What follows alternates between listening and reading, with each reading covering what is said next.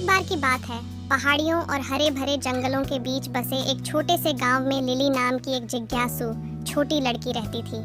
Lily की बड़ी चमकीली आंखें थीं जो आश्चर्य से चमकती थीं और उसका दिल दयालुता से भरा था।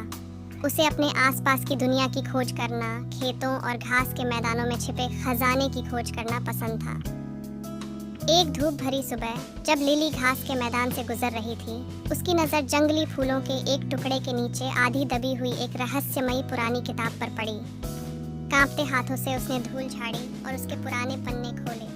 अंदर उसे अजीब प्रतीकों और रहस्यमय सुरागों से सजा एक नक्शा मिला।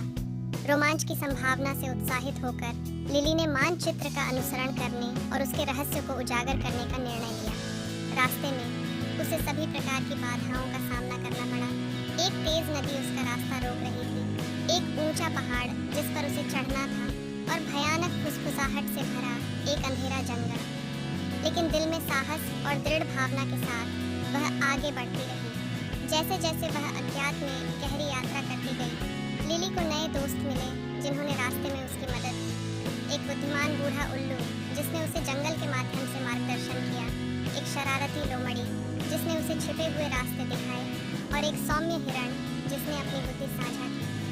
अंततः कई परीक्षणों और कष्टों के बाद लिली अपनी खोज के अंत तक पहुंची। वहां एक राजसी ओक के पेड़ के नीचे छिपा हुआ उसे चमचमाते खजानों से भरा एक संदूक मिला। लेकिन सोने और गहनों से भी ज्यादा कीमती वह ज्ञान था जो उसने हासिल किया।